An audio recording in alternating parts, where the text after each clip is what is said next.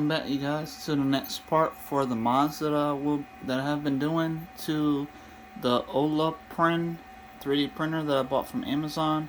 And literally, I've been looking up on YouTube a lot to see if somebody had any videos about this, and so far I'm the only one. And I wanted to mention that this actual mirror that is 12-inch squared fits perfectly, and I was able to print out a calibration cube again, and look how well it looks. It has a little bit of wrath, I believe.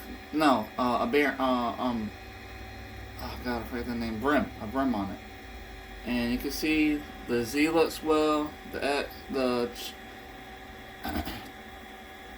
side looks well. I don't really. Oh, it's Chep right there. I'm sorry. This is the Chep calibration cube, and I'm pretty sure the Y looks good. It's on the other side. It's kind of hard to get this video to show it right now because the printer is kind of high up. It's about over 2 feet tall right now. It's like close to the roof of my ceiling. But either way, I wanted to mention that it is working. In the seller, I contacted them to see if they had.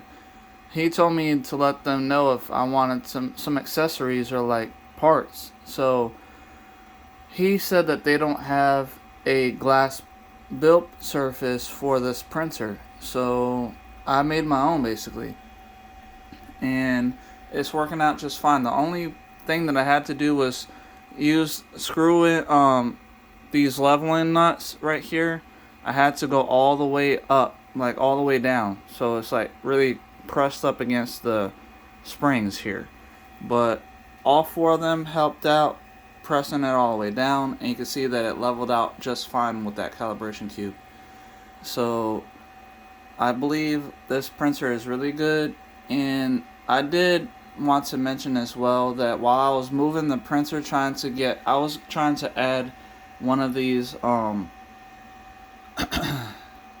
silicone socks onto the actual hot end just to make sure to keep good temperature and all that. But I noticed while I was trying to do that, the actual piece right here on the fan duct broke.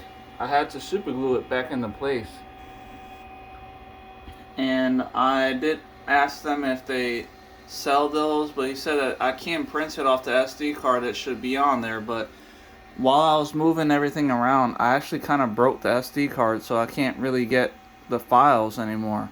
Like I had that fishy one that I showed on the first part of this 3D printer, second part, whatever part it was. But either way, I don't have those files now because the SD card is broken. So I did contact them about me having it broken now, or like me not being able to get to the files.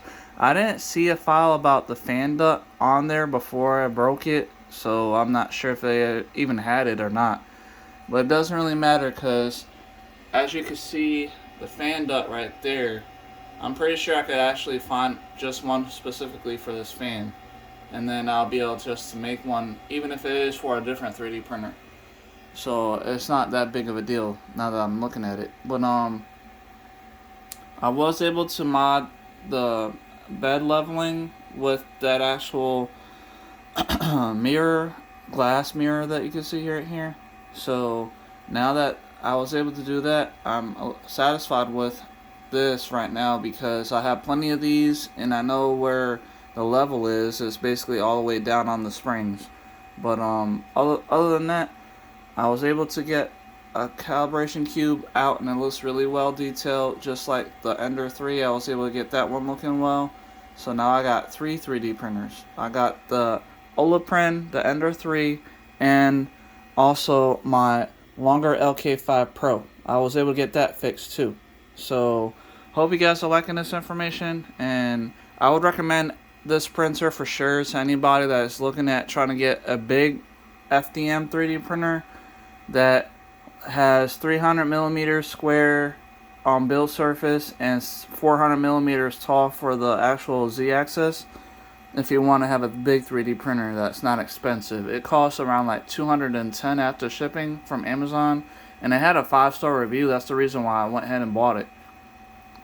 So as you can see, it's doing well, and it has a touch screen, and it gives you information that you need, and then it works with Octoprint, and because it has the USB Type B port, so I can actually connect it with my Raspberry Pi with Octoprint, and I'm able to control the printer just fine using it. Anyway, thank you guys for watching. I'll see you guys in the next part. Sorry if it took so long. Goodbye.